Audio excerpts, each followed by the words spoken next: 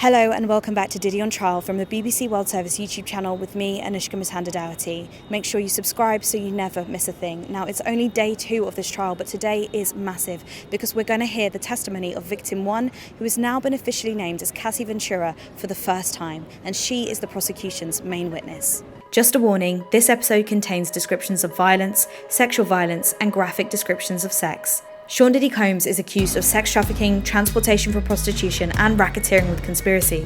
He denies all the charges and says he's never sexually assaulted anyone, man or woman, adult or minor.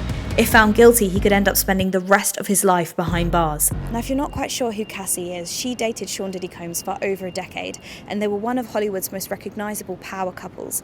But in November 2023, she dropped a bombshell civil lawsuit alleging a decade of abuse, sexual assault, rape, and that Diddy Combs forced her to engage in sex acts with commercial male sex workers. Now, that lawsuit was settled after a day, and it's important that I point out that that is a civil lawsuit that was concerned with monetary compensation, whereas this federal trial is all about Diddy Combs' freedom. Me and my producer are about to go into that courtroom and hear what Cassie has to say about her own story in her own words for the first time. There's no phones, there's no recorders, there's no microphones, just a notepad and a pen. But as soon as we come out, we'll update you on what Cassie had to say.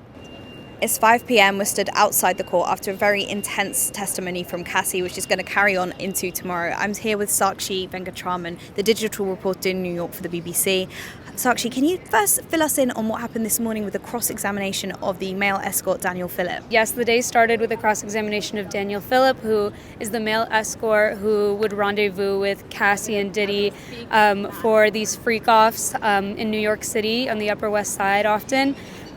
So what we heard today from the defense was kind of just like a poking of holes in his story, that there was coercion and abuse involved in Diddy's freak-offs with Cassie, and that she was uncomfortable or she was being beaten and forced to continue. There was a lot of the defense implying that he was in love with Cassie or he was jealous when Cassie went off into the other room with Diddy, which he contested by saying that it was absolutely not true. The defense also tried to poke holes in an incident he described when he was at a freak-off and Cassie was being beaten in the other room. He could hear sounds of slapping and her crying, and then she came out and Diddy forced her to continue, is what he said. The defense brought up an earlier report that he gave to prosecutors where he said something different, where he said that she was beaten and came out and then Diddy did not force her to continue and told him to get out. He said he didn't recall saying that to police. So we're kind of hearing two different versions of this story that he's telling, and I'm sure that Cassie will be asked about this incident with her testimony as it continues. Cassie Ventura, we heard from her for the first time today. It was intense, it was emotional at times. Cassie turned up wearing a brown cotton dress where you could see that she was visibly pregnant, and she sat down and she began. So there was actually debate between the defense and the prosecution about whether or not Cassie should walk through the courtroom or whether she should be seated already before the jury came in. The reason that they gave the judge in his private quarters the day before is that if Cassie walks in with her huge pregnant belly, obviously there's naturally going to be sympathy for her, and the defense didn't want that. The judge totally overruled that and said, yes, she can walk in.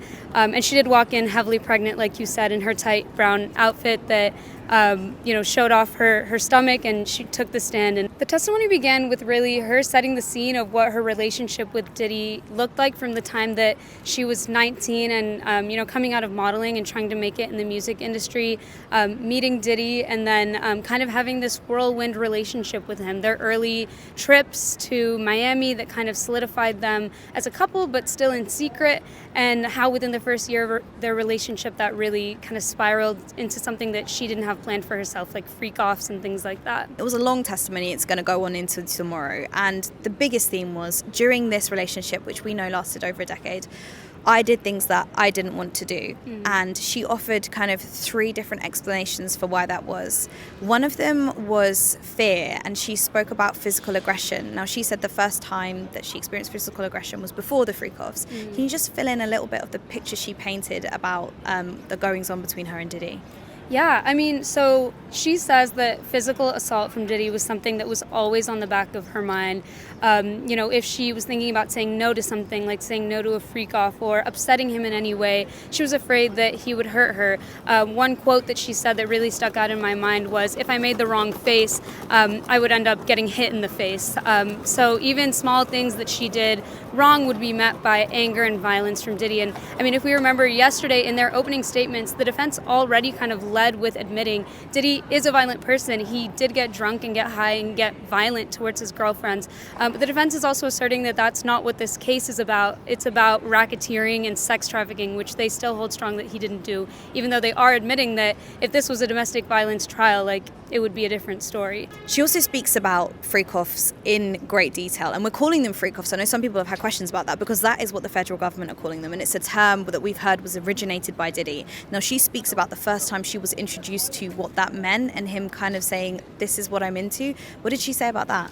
Yeah, so she says that Diddy, within the first year of their relationship, approached her with this idea called voyeurism, which was that he wanted her to have sex with somebody else while he watched, and he just said that that's what he was into and that's what would please him.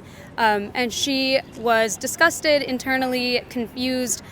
She said yesterday that her stomach dropped to her butt. She had never heard of something like that and she didn't want to do it. But ultimately she acquiesced because she felt like that's what she needed to do to make him happy, and at that point she loved him and wanted to make him happy, so she did it and participated in the first freak-off. And she spoke about that a lot, like loving him, wanting to make him happy and not wanting him to feel judged about like his sexual proclivities, particularly in relation to the freak-offs. But she does speak about how it turned from what some might call a threesome or voyeurism into more like an occupation. Mm-hmm. Can you just fill me in what she said with that? Yeah, she said that eventually these freak-offs became a full-time job. She said that they would last anywhere from 36 hours to 4 days, and they would happen every single week, so you can only imagine how much of her time these freak-offs must have been taking. She had a budding music career at the time. She was releasing a lot of hits, and she said that her career was stifled because of how much she was doing the freak-offs and then after them kind of recovering from them. Obviously, if she was on several different drugs, she would have to come down from the drugs and kind of take a few days to feel normal again and rehydrate, is what she said. She said that it really impeded the activities in her life, and it was just part of Diddy's way of controlling her, is how she painted it. And she did speak about control a lot, and she spoke about the overarching control that she alleges he had over her life. And it kind of started with comments on her aesthetic appearance, into how she was acting. They did speak about it, how it extended into kind of body piercings, and then the conversations around breast augmentation, expressing like differences he wanted in her opinion. And she said like it really started to take its toll on her. The prosecution asked her the question, which I imagine the defense are going to ask as well, and lots of people on social media have been voicing for months. Why did you keep doing stuff if you didn't want to do it? And this related specifically to the freak-offs. What did she say about why she went through with these things, particularly the freak-offs, like you said, days-long drug-fueled orgies? Why did she keep doing them? Yeah, I think she gave a few reasons. So the first of which, like we mentioned, was fear of physical aggression. She thought if she said no, she could potentially be beaten. Another reason that she gave was love. She loved him. She was in a relationship with him it ended up being over a decade. And there was a part of her that did want to please him. And when she was asked, why do you do these freak-offs? And is there anything that you liked about the freak-offs? The answer that she gave was, I liked the time spent with him. I liked when the freak-offs were done and we just got to go into the room and be together, which is something she says they never really got to do because both of them had such public lives, especially Diddy was surrounded by a huge team. She felt she never really got to be alone with him, and this was the only time. He had a massive influence over her career. You'll remember she was signed to Bad Boy Records, which was Diddy's record label. So not only did he have control over her life, but he had control over her career and the direction that it went. There was also the blackmail that she mentioned. After a few of the freak-offs happened, Diddy started recording them. She expressed in court today that she didn't want them to be recorded, but he recorded them anyway. She asked him to delete them several times, but he didn't delete them. And he did threaten to release them and show them to people if she declined to participate in the freak-offs. So that was another concern for her that she mentioned. Yeah, so she gave those 3 reasons for why she continued to do stuff she was uncomfortable with.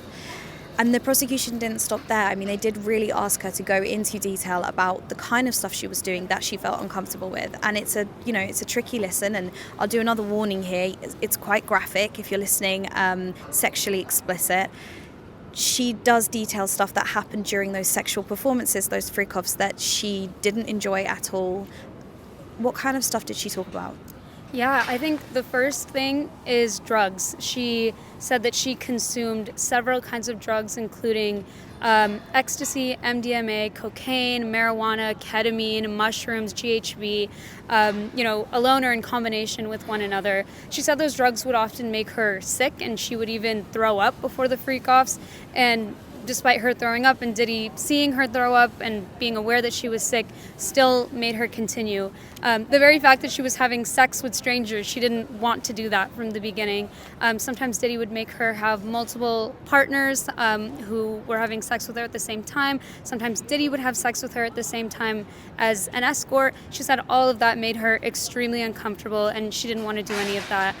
She said, she was also forced to perform freak-offs when she wasn't feeling her best, when she was on her period, for example, and she described, covering furniture with linens to try to avoid soiling them as much as possible, and at the end of a freak-off they would be covered in all number of bodily fluids. She also said that Diddy and another escort would urinate on her. She said Diddy directed this. She even said at one point very graphically that she would choke often because a lot of it got in her mouth. She said she put her hands up. She was on the floor. She didn't want this to happen. So some very graphic stuff, and she got visibly upset several times today in court. She was tearing up from the beginning, and when she got into the really gritty stuff, she did begin to cry. She even asked for a 10-minute break at some point, just to go and take a breather. So you could tell that this stuff was not easy for her to talk about. But she also talked about an element which we heard in the federal indictment, and we've heard before, about how highly produced and orchestrated these freak-offs were. And she spoke about Diddy's role in all of that. Mm-hmm. Yeah, so Diddy controlled everything about these freak-offs, according to Cassie. She says that he decided who the escorts would be. He would approve the escorts before she contacted them. He would pick the locations. He would set the lighting, even placing candles and moving them around during the course of the freak-offs. And he would determine what sexual acts she did with the escort. He would tell her what to do, and then telling him, where to ejaculate. Very, very, graphic and explosive testimony from Cassie. And I think, being in the overflow room when she was talking about it, there were gasps when she said that. Something else that came up that we've heard a lot about before is the baby oil aspect. The defense addressed this in their opening statement, saying, you've probably heard of his love of baby oil, that's not a federal crime. But in this side of the story we heard from Cassie, we started to hear how that baby oil was being used and how it was in an environment that made her feel very uncomfortable. Yeah, so I think the importance of the baby oil, and today it's something that the prosecution was asking her over and over about how many bottles of baby oil did you use, which shockingly she said that they would go through sometimes over 10 bottles of baby oil during one freak-off. They would have to have more baby oil brought in. And I think the element that the prosecution is getting at here is the racketeering element. The baby oil is being used to portray this whole operation that Diddy had around him, assistants and chiefs of staff and things like that, bringing in stuff to the freak-offs, whether it was drugs that assistants would bring in, or lubricant, or baby oil, which is something that was very heavily talked about. Cassie also said that she was just doused in baby oil. She would be forced to have it rubbed all over her, rubbed all over the escort. She said by the end of the freak-offs, the rooms were often covered in baby oil, the linens were completely soiled, the furniture was messed up, and that Diddy would get these really high bills from the hotel about replacing the furniture and things like that, because just about how much of a mess they made. So we've heard lots of elements of the federal indictment's allegation, and some of the stuff that the prosecution said in opening statements get picked up on today by Cassie, and she was emotional at some point, but it's not over. She hasn't finished giving her testimony. What's kind of the schedule looking like for tomorrow? Yeah, so it looks like Cassie is going to be on the schedule all day tomorrow, and then probably the majority of the day on Thursday.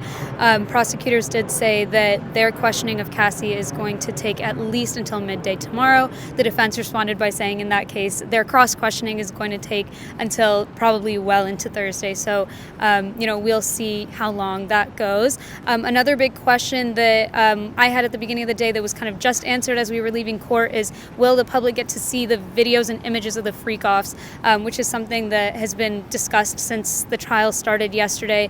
It's looking like the answer is no. Originally, these documents were submitted as evidence and they were going to be shown to everyone, but the judge ruled because of the potential for this content, which both the defense and the prosecution called pornographic in nature, very explicit content, just showing sex basically. The judge said those videos and photos will provisionally not be shown. It still remains to be seen once the judge reviews the evidence if that changes, but it's looking like we're not going to see the freak-offs in court. But we definitely know that the jury will be seeing those tapes that are pornographic in nature and taking it into consideration when they decide whether he's guilty or not. Sakshi, thank you so much for coming and filling us in today. I know it won't be the last time. Thank you so much for having me. I'm sure we'll be checking in as the trial goes on. That's it for this episode of Diddy on Trial from the BBC World Service YouTube channel with me, Anoushka Mutanda-Dougherty. Make sure you subscribe so you never miss a thing.